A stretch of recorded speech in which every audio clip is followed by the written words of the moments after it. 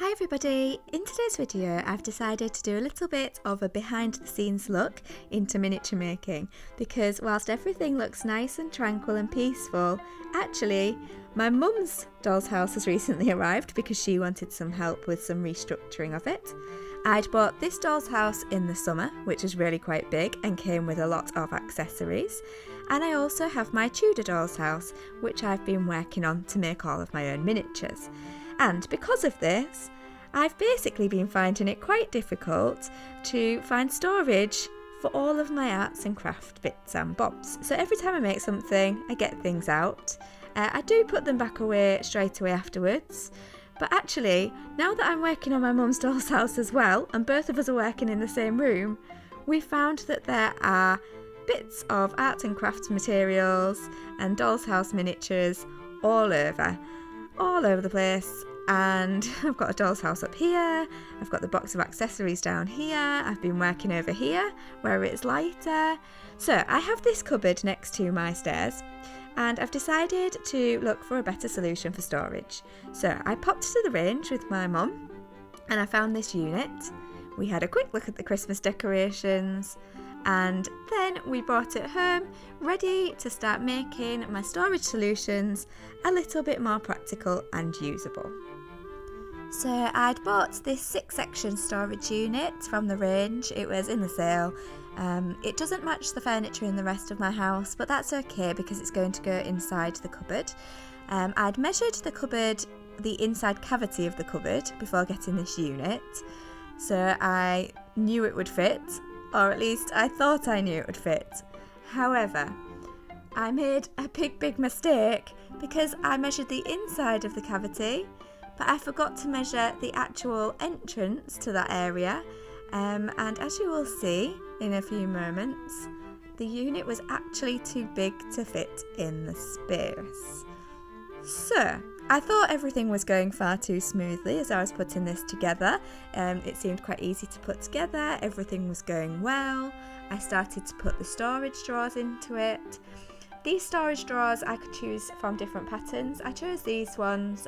They were nicest out of all of them, although they don't quite match my decor, but that's alright because, as I say, it was to go inside the cupboard. So I had a quick tidy up of all the bits that needed to go for recycling from the packaging, and then it was time to put the unit into the space where it was intended.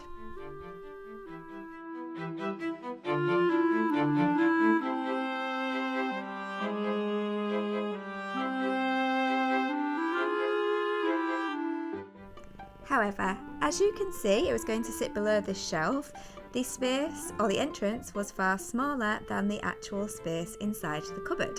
So I ended up having to take the door off the cupboard, as you can see here.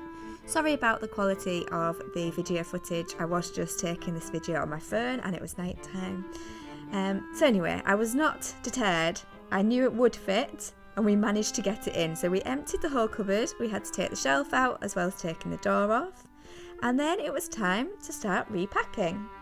So all of these doll's house pieces of furniture came from my Tudor doll's house and also from the second one, which I bought in the summer that I've not started working on yet. So I have kept all of these bits even though I'm making my own miniatures. I've kept them because some of them I might want to repurpose at some point. I have found that I seem to have duplicates of a lot of things, so 2 baths, 2 sofas, 2 washing machines. They all came from the doll's house that I bought in the summer. So we had a look through them. My mum took some bits for her doll's house, and all of the bits that I wasn't using at the moment I popped into this basket to be the first thing to go into my shelves. And I popped this bit into the unit, which was the hardest part to access because I knew I wasn't going to access it often. We went well into the night sorting out all of the storage to go into the cupboard. And of course the cat took full advantage of any empty boxes that had been created. And then the next morning I had a really good clean because I knew that my space was nice and tidy and organised.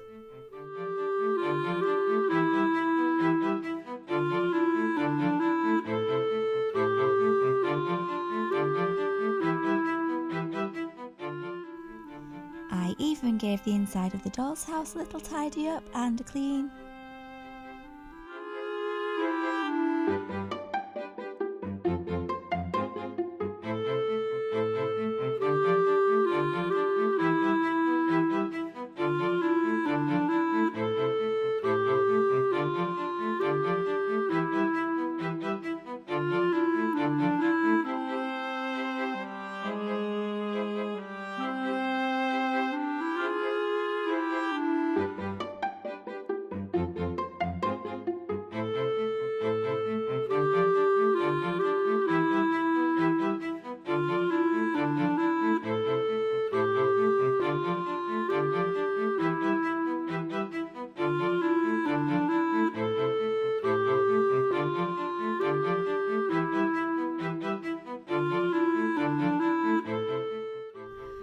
my mum's doll's house, we've been busy recently printing off some backgrounds for the walls at the back and also some flooring for this huge doll's house. So if you'd like to see any of that, please let me know, because I did take some video footage of it. So I collected all of her things together to pop back round to her house.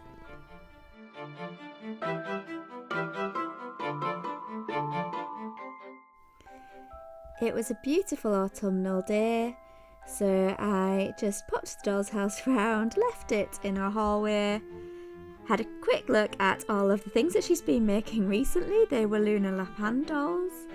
And then back to my house, where my lovely organised cupboard now was. I bought some extra boxes, those ones on the top shelf. They're actually nicer than the ones that I bought originally. They didn't have those in the shop when I went the first time round. I know it's not the most perfect studio space that some videos might show on YouTube, but now my dolls' houses have their own spaces without being surrounded by all the materials that I'm using to make the items for them, and everything is nicely organised, and I'm really happy with it. Thank you for watching. I know the video was a little bit different from normal, so I hope you enjoyed it, and please tune in to the next video.